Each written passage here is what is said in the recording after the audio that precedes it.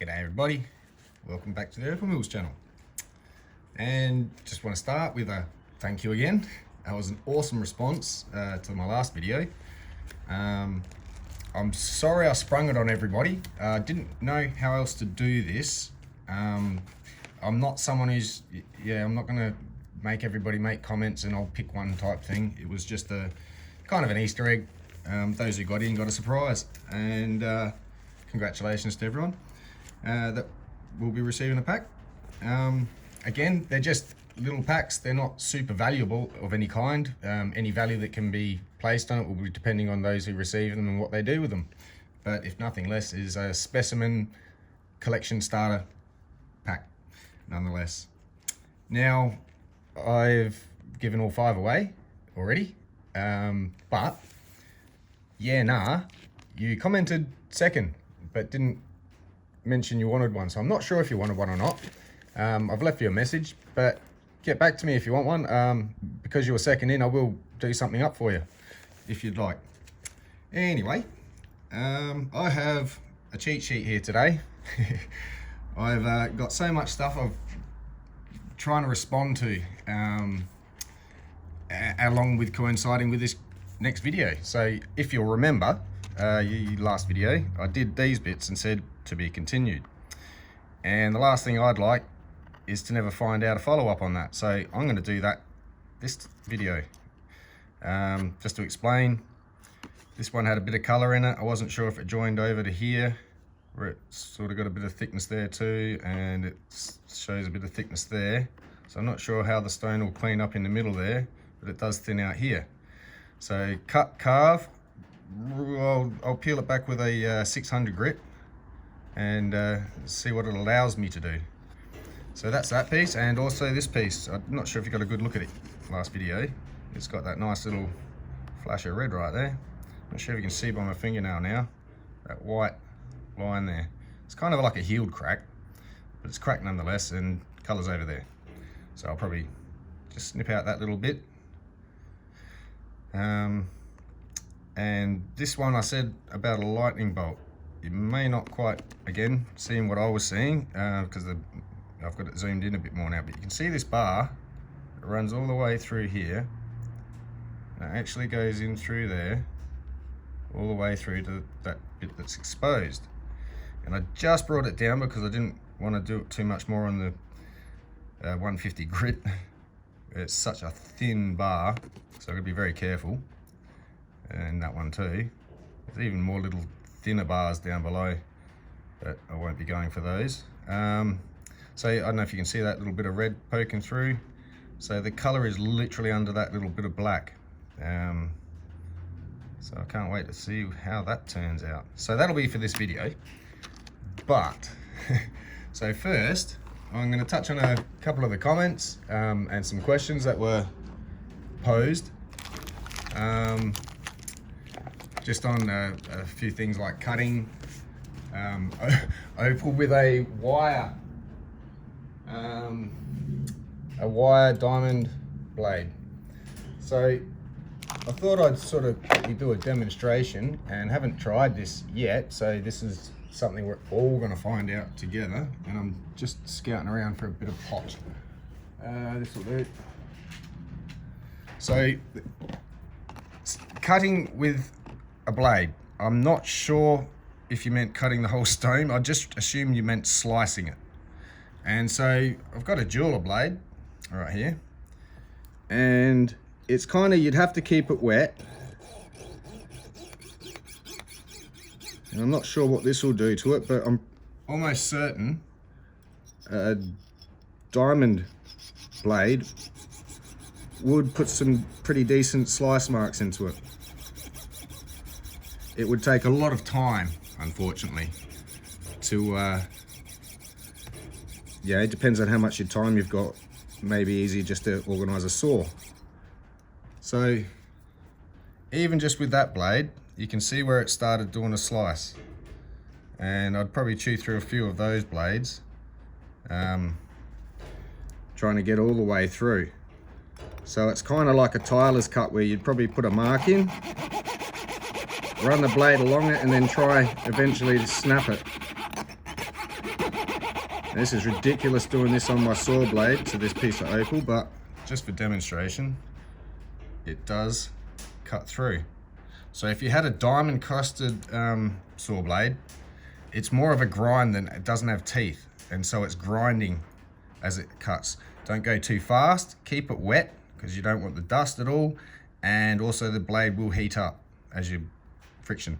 So to answer that, yes, I'm pretty sure you could slice opal to cut opal, as in with a blade. So I guess we just bang that out together. But just logic tells me if this does that to it, a diamond blade would do a lot more. May take time, may not. Depends how big and thick your piece is and how much time you've got. So that aside, next one. One thing I've been meaning to mention, but I keep forgetting. If you don't have equipment and are struggling to think, oh, I can't afford to get into this, search out a local lapidary club. You may have one in your area. I'm not sure what countries are different to Australia, but here we have quite a few. Even in Adelaide, there's quite a few lapidary clubs that, you know, we all get together, we all put on gem shows, all that sort of thing. Fairs, markets, competitions, all that sort of thing. And you'd be surprised at the contacts you could probably make through those clubs to kind of further your horizons on contacts with people that know in your area. So I could tell you about Australia, but if you're in another country and you can find somebody else who's into this, like through a club, and you find out, oh yeah, they can point you in a direction of where they get stuff where you are. So that may help you out, even just for the information. The club I'm with, it's a $15 joining fee, $10 yearly fee, and it's like $5 a lesson for about a 3-hour lesson on either lapidary, silversmithing. We do a variety of stuff, carving, faceting. And it's just, yeah, a local club. We all get together. It's a lot of voluntary. We're not profit as such, though we try to keep ourselves afloat. So if you've got one in your area, I'd highly recommend. If you don't have access to stuff, and through that club, you may find that you can access those equipment through them because they know where to get stuff in their area. Plus they have the really good equipment if you want to start practicing. They've got the really nice wheels, depending on the club and what area you're in.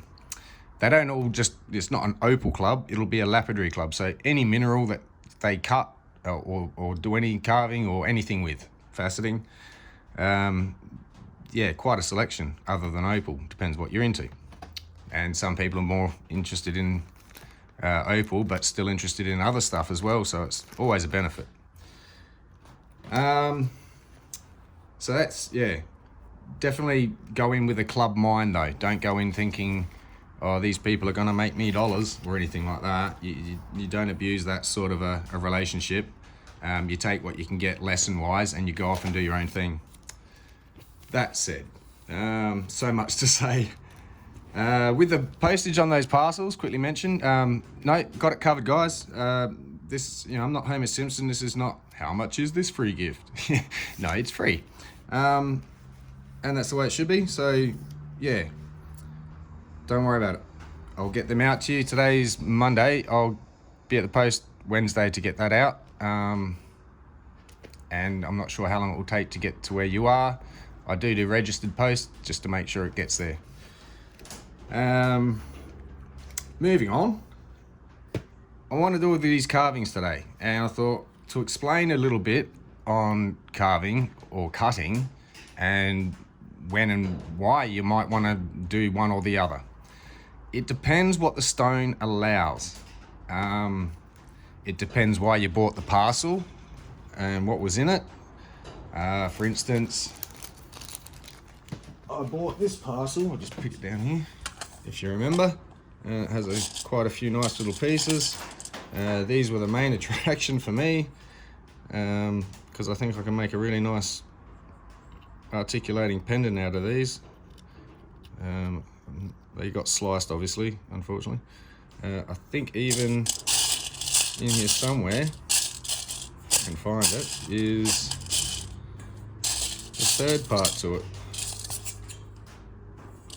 It's just a little bit, but it goes on the end. I can't see it off the top of my head. Where are we?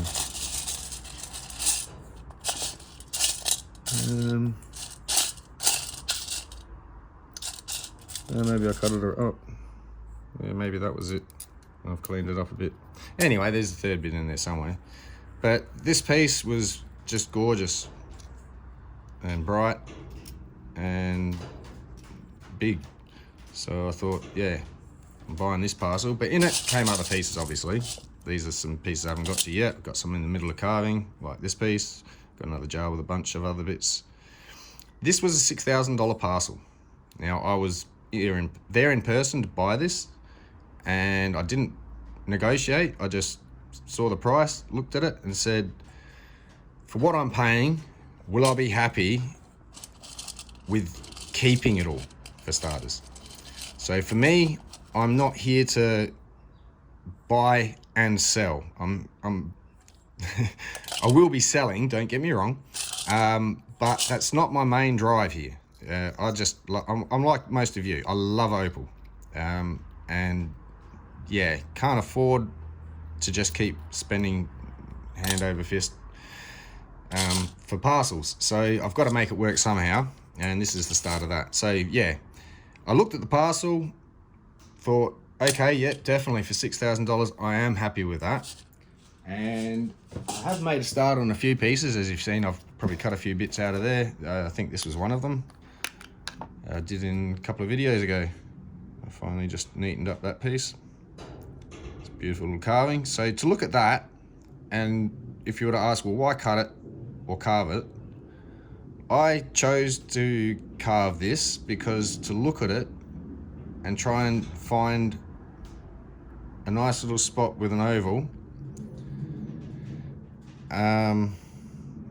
for the shape that there is and the amount of color that there is with it being like this, I can envision what this was going to be, kind of, as opposed to what little pieces I would have had in calibrated ovals and circles and trying to get a dome over it. So this piece to me, it's fantastic like this, and I do not regret not cutting it. What a waste to me. So that's my opinion. I'm not someone who's going to dictate the rules. This is a game I came into, so I'm not trying to rewrite anything. I know calibrated stones, high dome, oval cut, beautiful, beautiful. But as somebody who sits there personally cutting this, it's sacrilege to me to waste a drop of this beautiful stuff. It's gone forever once you do. And so this is out that same parcel. And this piece is where I'm going to give you a bit of a guide into the pricing, to my understanding. So to have cut this, if you can see the height there, the dip over here, here, and you look at that and go, well, look at that. There's, you could slice that off and make little stones, maybe trying to chase a really big stone in the center, but you're gonna lose a lot of what's here to cut that stone, which is, if the color's right, why it would be worth so much if you did. But for a rough guide, and this surprised me, so for that parcel, I went, carved this, and I'd had some matrix and I wasn't sure on the pricing of matrix, so I thought, I'll just go and get a evaluation done for insurance type thing. And so I chucked this piece in there as well. It was just $60, get an evaluation, a reputable guy in town. He put $4,200 replacement price on this. So I'll just quickly shuffle that over. This is something I haven't even checked yet. I can't remember.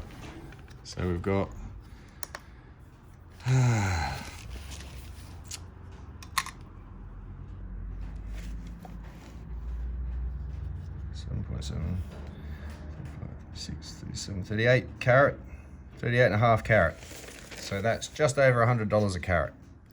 To cut that down into a smaller stone and get a carat price, I'm not too sure what it would equate to. And again, that would be a big risk.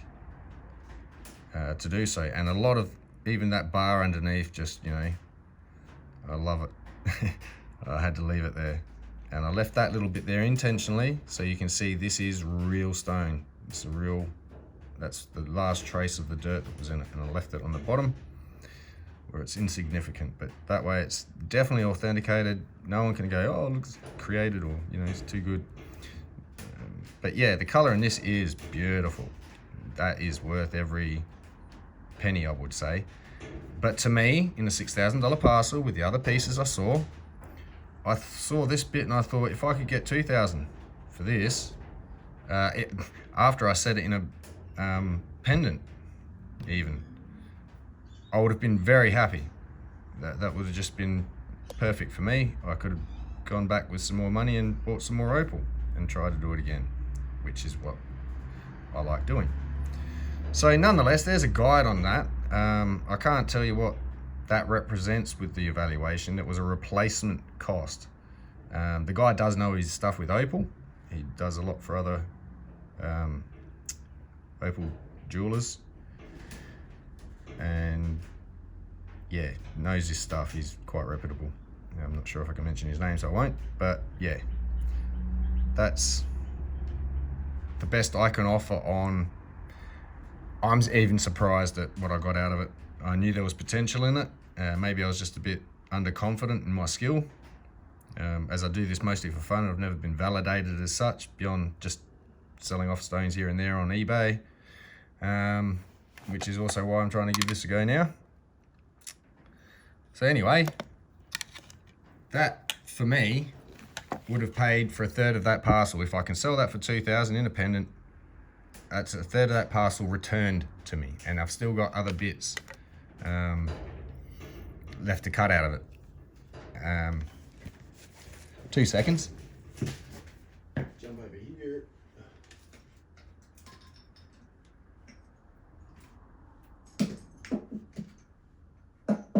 Can't find it. Sorry, I thought I had the jar around with the carvings in it. I think it's inside. But anyway, I'm not somebody who can tell you accurately what the carat price is like an evaluator or a classer. I can just see aesthetic appeal for me and what I like, which is obviously what a lot of other people like too. And so there is where I lie with the pricing system. Again, I'd have to go to someone a bit more experienced than me to tell you the definite carat price on it.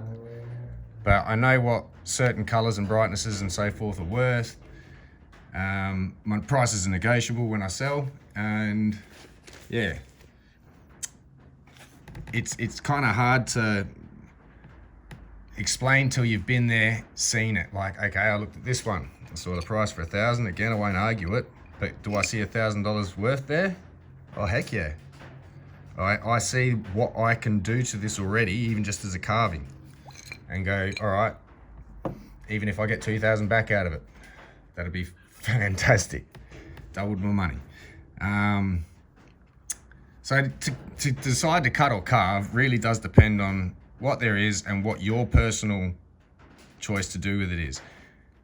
Another thing I won't be taking the point of view from ever is I do this more from an art point of view. I like what I look at. Other people either like it or don't. That's art. I'm not out as a retailer, commercial size. I never want to touch that side of the industry as such, to the point that I've just got to calibrate everything and set them in similar settings. It's like, no, none of these stones are the same. None should be ever set in the exact same setting. So that's just me, and I'm not gonna try and start a business where I have to chase down really good stuff that has to be cut. Otherwise it's useless. So these bits would have been tried to be cut, so someone would have ground that down, gone, yep, nah, no good. There's no high, flat bar, there's no dome. Would have gone in an awful pile. But for me, I took a bit of time, I carved it. I'm not sure if the time it took me to do this and what I paid for the parcel equates, but as an investment for me, I think it will, because by the time I set it, I can add some more value. That's the benefit I have. I'm not just buying cut stones and selling them, or I'm not buying cut stones and setting them. I'm cutting all my own stuff, which is why I don't need top dollar. Just a fair price, and as long as the people that receive these are happy. This is like supposed to be something that you enjoy. You must like it, or you wouldn't pay money for it. That's the theory. So technically, the way I view it, the worth or value of any of this stuff really comes down to what is somebody prepared to pay for it. That's virtually for everything. You can always put a dictated price or whatever, and I refuse to sell it less. That's fine. But if you want to sell, regardless, then you've just got to go, well, what's someone prepared to pay for it? And is that fair? Obviously, you don't lowball too hard. You've got to at least break even. Or it's just, why would you sell? Unless you're just trying to be nice. So that's not business. So I'm not trying to be that kind of a business. Anyway. In buying your parcels, so for this one, I've got to go, all right, there's going to be a lot of waste, over half waste easily, of the weight that this originally starts out at, even for, as in just that one big stone there. So I've got to go, all right, it costs roughly 1,000. I could weigh it and equate that 1,000 divided by the carats and go, that's the carat price, and how much more did I make per carat? But then you're reducing it, so of course the carats have to go up, but does that still equate to $1,000 stone or higher? You've really just got to, I suppose, here's a good way to look at it. In the ground, opal's worth nothing. Here's A, it wouldn't be in the ground if somebody knew it was there, where it was. So it's valueless. Until somebody digs it up, pulls it out of the ground, there's no value in opal. Once that happens, that's where excitement happens. So that miner will then put that into a parcel, rough parcel, and sell that. And that's sold at a potential price, not at a final price, or, you know, this is what you should get out of it price. It's a potential. This is what it could be, and you figure out a price.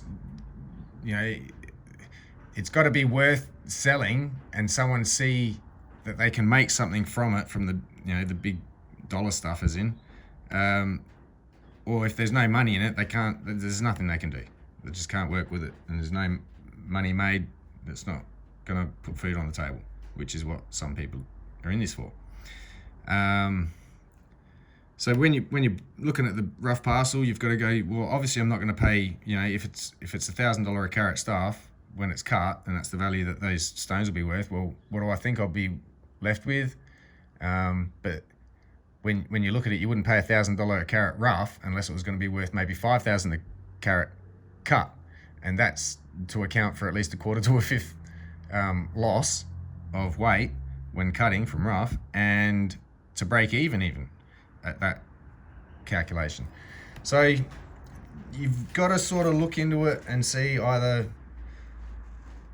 look, that's the business side anyway. I think I'll leave that there. I don't really want to explain other people's business and how they do things in the variety of ways they probably do it, and I'm just being broad.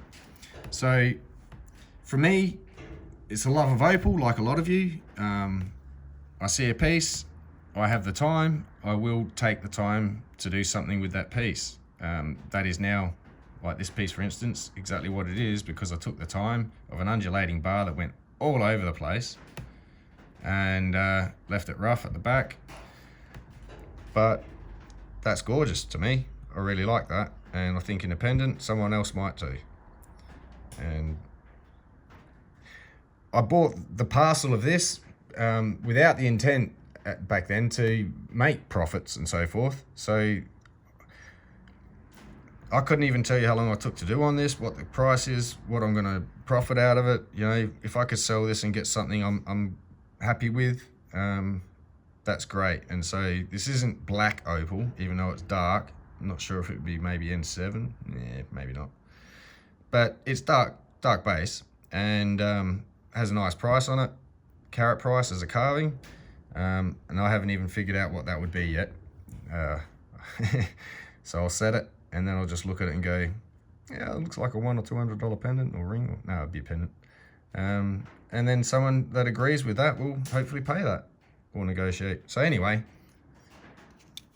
I just go by, I suppose, gut feeling. You're all going to have to learn gut feelings. Buying online is the hardest thing. You never know what you're going to get. So the idea that would be there, make sure it's a reputable person. Now, there is, obviously we all know Justin, Black Opal Direct. If you don't, go check him out. He has his store, his own store on a website. He sells direct to you. And obviously, depending what country you're in, depends what price, postage, all that sort of thing, you've got to equate. But you don't go through a middleman like eBay. And this is not to promote or discredit anyone, but as you all know, 10% of, well, roughly 10%, depends what deal you've got with eBay. For me, it'd be 10% of what I sell goes to eBay. That's their cut. So if I sell something for 100 or want the 100, I have to sell it for 110. So when the 10 bucks for eBay come out, I at least get 99, 100, whatever 10% off is. And, you know, you've paid 10% extra just so I can get my money, or I lose 10% just to sell it through eBay. So you're better off going direct. That's always the best obvious deal. Me, I haven't bought from Black Opal Direct, so I have no qualms with the fact that he sells quality stuff. Even though I've never bought from him, I'll still say that he's awesome in that respect. Great quality opal. But your budget depends on what you'll get. He has great little starter packs with an instruction kit I've seen, so awesome. But someone I have bought from, again, not promoting or anything, but these guys, more than a range of just lightning ridge, but a lot of lightning ridge as well, rough, cut, jewelry, the whole lot. Again, in store. With him, without going through eBay, I've saved 10%. Then going through him after your first sale, sometimes you get a discount on your next purchase, like a 10% discount. So there's another 10% off. And I can't guarantee what you'll get and what you're going to do with it and how you're going to turn out. I'm just saying I have bought from him, and I am happy with what I got out of it. These pieces, not all these. Yeah, this piece, if you remember from the video, these pieces. So yeah, I'm very happy with what I spend with him and what I get out of it. And that's online direct, one of the only ones I really know of, without going through middlemen, eBay, online auctions, all that sort of thing. But check them all out. You never know what you get with the auctions. You just minimally bid or whatever on as much as you can, and maybe one of them you win. Who knows? So down to the carving with this, I think. This is another thing. This is not like gold, that's a commodity on the stock market with a fluctuating up-down price value. Opal should hold its value and never diminish. Based on the economy, obviously the price adjusts to the value of $1, but the price of the opal should not diminish ever. And rumor that I've heard, I'm going to say it that way, so don't quote me on this, but roughly every 5 years it doubles in price. That's the value of opal and investment side of things, and the way the economy, and you know, I've heard it that way. Whether that still works in the next 5 years or not depends what this economy does, but on the average I've heard it doubles every 5 years. So if you got $1,000 piece, in 5 years it should be worth 2,000. Whatever that equates to as, you know, inflation and everything, whether you actually made a profit or if you just still buy a loaf of bread but it cost you $2,000 instead of 1,000, who knows? But there's an idea on the price. Don't let it drop. If it's worth a price, as long as the person didn't originally overpay for it ridiculously, it should still hold that price. There's not going to be a guaranteed sale through this method, because like gold, doesn't matter what the price of gold is, there's always somewhere you can go and sell it, and they have to and will take it. Opal, not so much. You may have to hold it for a while until someone goes, oh yeah, I've got the money and that piece is worth that, and that's the kind of piece I'm looking for, I'll take that one. So it's not always going to be guaranteed sales, unless you're a big enough operation, and I'm one person, so I'm nowhere near that. Doing everything myself. Even though I have a mining partner, the rest of this I'm sort of, yeah, doing it off the top of my head, making it up as I go. But doing it all myself, so I can't do everything. I can't be sitting there constantly cutting. I can't therefore be setting it all constantly. I can't be out there mining or buying parts. I've got to spread my time over. So I'm a very small operation by standards of anything. But therefore, probably best suited to a lot of you, because I'm on that end of the scale as well, just starting to increase. I have cut for ages and ages, but as far as selling and all that and getting the time to spend as much as I have lately on this, you know, lives are busy. It's not always easy. So again, yeah, as much help as we all could have got. I think someone commented, if only we had these videos back when we were learning how to cut, oh, would have been awesome. Have YouTube back then. Yeah, you're lucky to have it now. And so yeah, I'll do my part, and if anyone's interested and you learn something, I've done my bit. So yeah, I'll just move on a bit, just show you some of these carvings and sort of explain why I carved it. I mean, some of them are pretty obvious. You just got to look at the bar and go, well, where was that bar, and look at the shape of it.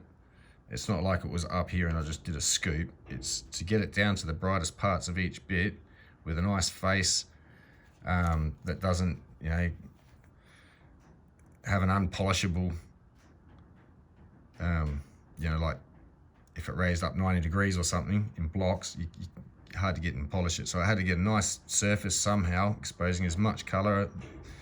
It was difficult cut, that one, but very nice and worth it for me. I'm not sure what that piece will actually be worth, and what I paid for it to go, oh, that was worth it commercially. But for me, awesome. And hopefully whoever ends up with it. Some of these bits are just for me, for my own specimen collection. They're nice, they're clean, they're not cracked. I try and keep all my stones that way too. If there's cracks in them, those cracks can get bigger. The stone won't last. Oxidization, oxygen is not your friend, unless it's mixed with air in little bits. But other than that, oxidization is what destroys most things on the planet, including opal. So that's why we try and polish the surface, so nothing can get in, no flaws and faults and cracks. So this is a bit of dirt on the inside. Poorly polished a bit with the marks there. It was a while ago. A couple of years ago I did this piece actually. I keep forgetting I've got some pieces, and technically I suppose that's a carving.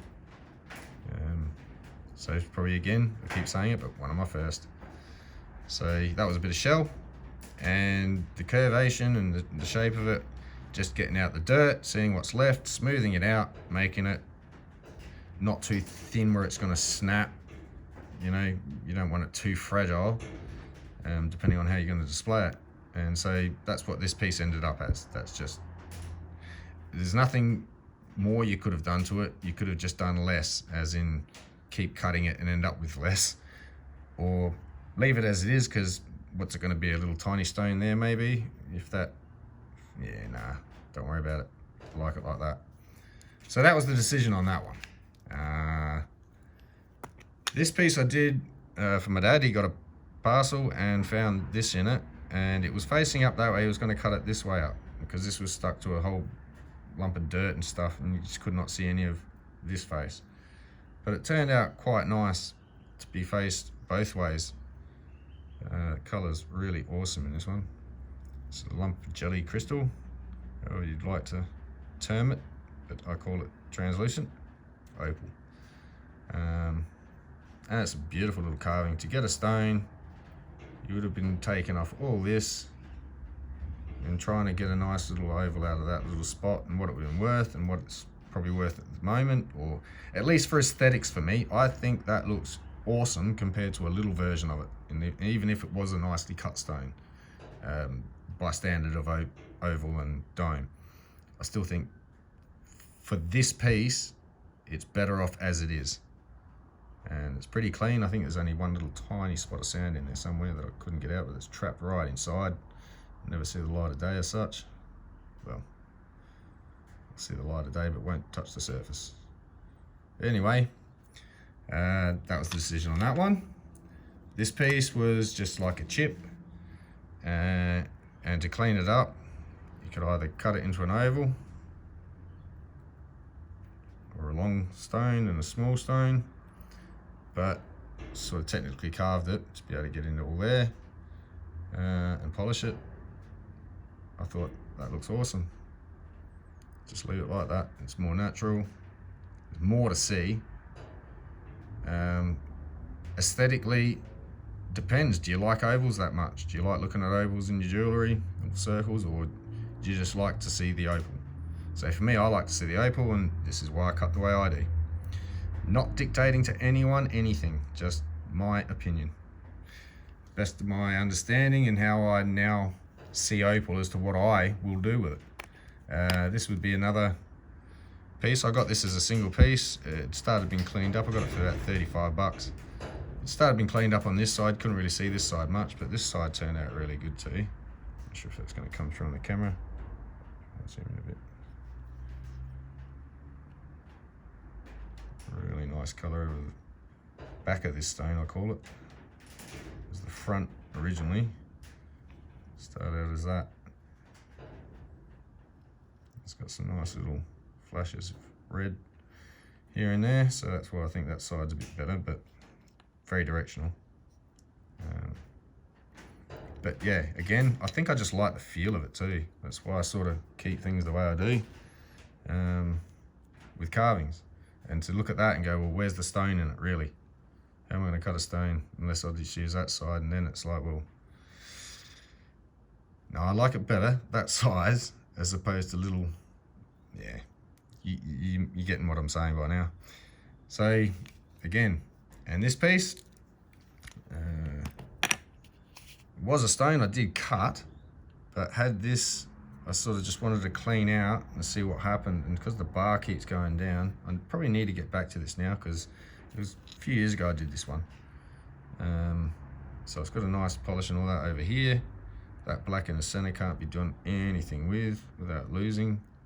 So it is what it is as far as a blue-black opal. It's pretty large. I like it that size. And I thought I'll probably just fold a bit of, bit of silver over in there as part of the setting, and maybe that'll look nice as well. But then I'm thinking, well, do I polish that, and will it come out there just as nice as up here with this dirt without eating into the stone and wrecking what I've already done? So it's, yeah, I might leave it yet, I don't know. I think it's nice as it is. Maybe just cover that bit up with a setting. If it was on the other side and it was a bit more apple shaped. No, won't go there. And again, just the feel of opal in a carving, one of my first, which is why I'm pretty sure I'll never part with this one, is this piece that I did. I just found a big chunk of it that had sort of weak colour here and there that was not going to be able to be cut because of the amount of impurities that's in amongst it. There is no clean parts of this. Maybe one tiny little spot there. I'm not destroying this just to do that. So this was a good practice piece, and yeah, the feel of it, I know it's just me, but yeah, looks pretty cool. Feels, even not looking at it, it's just, yeah, interesting stone. You can, earthy I suppose is the word I'm looking for, and different. So yeah, that's a nice piece I like. It's got glittery bits all over it, which is very hard to see, but it does extend all the way down through in here, all the way up, very faintly up this end. So it sort of is all opal. I wouldn't even put a price on that, because it would just be a sentimental price. one that it won't sell at. But yeah.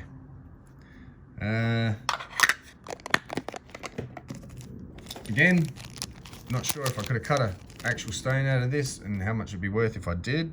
But if you remember this piece, it was a carving, so that's what it ended up as. And I thought, looks like a bird sitting on a opal egg in a nest. So I thought if I made a little silver nest around that and made a little bit of a beak on the end there for him. It's kind of like that spot there's his eye. Blue eye. I don't know if it's a sparrow or what it looked like, but yeah, it looks like a little bird sitting on a nest of an egg, but without the nest around it. So he's missing his nest. But that was a piece I'd bought, again, from the opal shop. Saw that pretty much, everything else was covered, and a few glints through the edge here, but none of this really was visible as such. I've done the video with the carving. You can always flick back and see this one being done, how it got to be what it is. But yeah, I'm very happy with that bit. It's very fragile in some spots, so I'll be very careful setting and very careful wearing, or just maybe an ornament somewhere. But yeah, so got creative with that one, and it turned out just happened to be a picture stone for me. So that's what I'll go with. Let the opal talk to you. That's what the opal's telling me. That's ridiculously sounding. You got to be a bit, crazy and talk to yourself to make these decisions on what the opal's saying. But it's not the only thing we do that with. So anyway, another one, last one particularly, will be this one. Could have cut a stone nicely out of there. Not much of a high dome. The layer is very thin, peaks down, it thickens this side, but very thin this side. So it would have been more of a stone in around there. But I think, again, with that jelly stuff under it, and there's another little watery layer down here. And again, I left a little bit of dirt there on the back for, provenance, authenticity, and yeah, just polished all the sand bits out. And I think those little cratery, meteorite looking cratery surface, I like it. So that's that one. Probably gives a lot of different places you could put a setting to hold it, gives a lot of footholds. So that one's that, but to set it, you have to kind of see it that way, and I can't really set it that way. So it's just gonna sit one way or the other, maybe up that way. Yeah, that way up, I'd say. Because that way it's just pointing down and no one's, you'd have to be tall and let short people look up at you and see it. Anyway, yeah, that's enough of that. So that's the, I suppose my decision on why I would cut a stone, and whether I even decide to just carve it, even though I probably could cut it as such, i.e. these two. So, again, probably could cut a stone out of them, but I didn't. Simple. I'm in charge here. Anyway, you do whatever you choose to do, and with time you'll learn, carving doesn't have to be a something. It just ends up that way half the time. Like, for instance, that one, that was just pure fluke that happened to be there and end up that shape, and I see it that way, and maybe can convince others, oh look, it's a bird on the nest. Do you believe me? Anyway, this piece I was shown in a couple of videos ago explaining something, and I've looked through it with a torch and realized that some of these lines here don't actually extend all the way through all over, because I was thinking it's a lot like this side, it's all cracked and crazed, but the torch says with the light shining that there's some nice solid side pieces, so I could slice this up and get some really nice stones out of it. But again, I don't see pieces like this that often, and I think this would be an awesome carving. So I think next video, this is probably what I'll be doing. Not this video, but yeah, just tidying up all these faults best I can. Even though it comes across there and down there, I'm not sure it actually goes in. I think it's just on the surface mark. If it does, yeah, I'll let the stone talk to me. If it ends up needing to be sliced just because it does start falling apart or something, there's still some great chunks I can see that these don't affect. So there'd be another bit in there, another bit there, and that bit there, if it doesn't work out. But I think that'd be an awesome carving to display as a wicked looking specimen. And it doesn't have to be in the shape of anything. Again, it's just going to be really earthy, sort of nuggety sort of looking, and that's the way I like it. Another piece again. The Opal shop. I bought these pieces quite a while ago. I'll just show you. I'll show you this one as well. This one's got just a hint of green at the end there. That's all it really produced. Get some water on it. Unfortunately, it does extend in through there a bit. So this is a piece I'm slowly getting around to carving. Sort of see the color there. So I'm not sure if I took this face off, that would dive down into a face, or whether I just try and tidy that little bit up and make a little carving out of it somehow. Or even put a bunch of little holes in there and insert some little opal inlay type thing. Little circle cut opal, you know, drilled hole, or not drilled, grinded hole. So anyway, this is the other piece. It's still on the host rock. I thought as a specimen alone, that looks pretty cool. And it's got some really nice color in there though. I'll just a bit. Give it some water for effect. But yeah, the color in there is quite nice. I'm not sure how broken up and what it's going to do, but I think as a carving, a specimen carving, it will look really, really nice, and hopefully get some of this color to show out. It's got a bit of dark over the top, so it's not always visible. It disappears this side. It might just be these little bits on the side there, and it only might have a little bit of color in this section. I don't know. Again, as you'll all imagine, that's the fun of unwrapping the present with a Dremel. Yeah, so I'm not coming at this in a commercial way.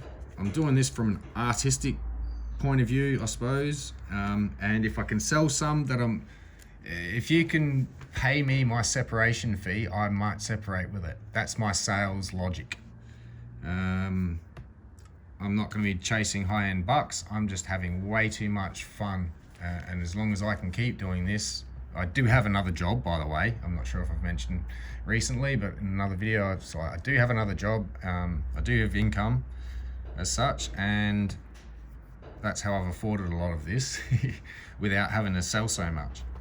But it's snowballing a bit for me, and the access is getting a bit greater, so hopefully I can share some of this, because I can't do it all on my own.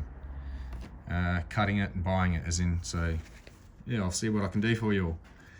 I do have a website coming up. Let's just put a metaphor on it and say I'm in the middle of renovating and stocking the shelves and organising some cash registers.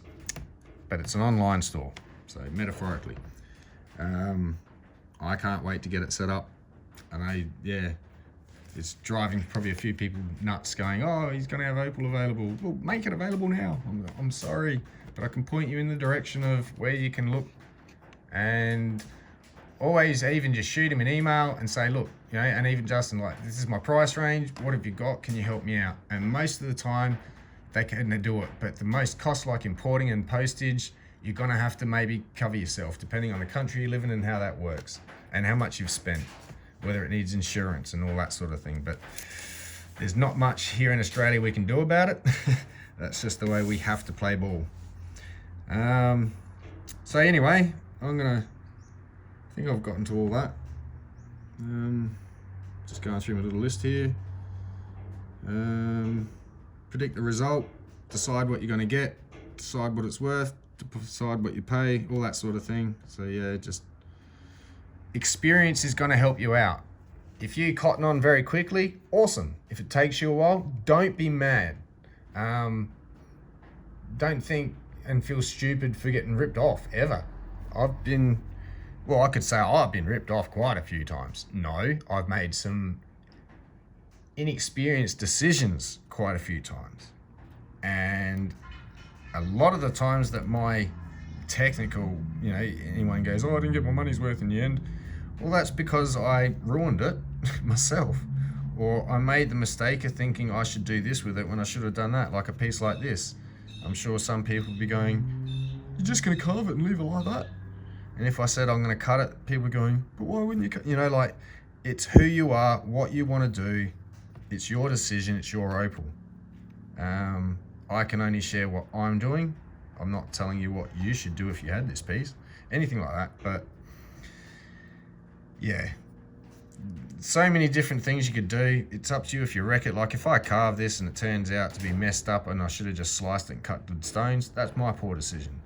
If I cut this into stones and they're just not worth as much as what this would have been nice as a specimen, that's my poor decision. But I've got to learn, just like everyone else would. And I can't be mad at where I bought this from and what I paid for what I end up with. We're not talking, oh, this is $1,000 a carat rough. You should be able to cut that and get $10,000 a carat. Even though you reduce it by 80%, you're left with 20. The equation and the maths should equate to you end up with something good. But that's the high quality stuff with no cracks, brilliant color, probably black opal just because that's the worth the most. And you're looking at what? Cheap, not cheap, a top end price, but not the top end price, don't get me wrong. It is around 16,000 a carat. Let's just say 10 and go do the math. I think I did this before. 10,000 a carat, 5 carats a gram, 50,000 a gram. A 5 grams to, 5 to 10 gram stone, and you go buy a house on the right material. I'd like to cut $1,000 stones in a year. That would be an ultimate goal. Can I do it? Not sure. Could I even sell them all? Not sure. But that would be $1 million sale by mathematics or turnover. I don't know what I have to pay to get the material to be able to do that, and how hard I'd have to sell and what that would cost to do that. So how much you ended up after you turn something over is also another question you got to look at. Can't just sell, pay taxes, pay this, pay that, pay costs, equipment, sourcing it, and then try and put food on the table. You got to make some good decisions if you're going to be in business, which again, I'm going to be starting a business, but I'm not in business to maximize everything and oh my god, my house payments aren't going to be met if I don't make this sale, got to do it at all costs.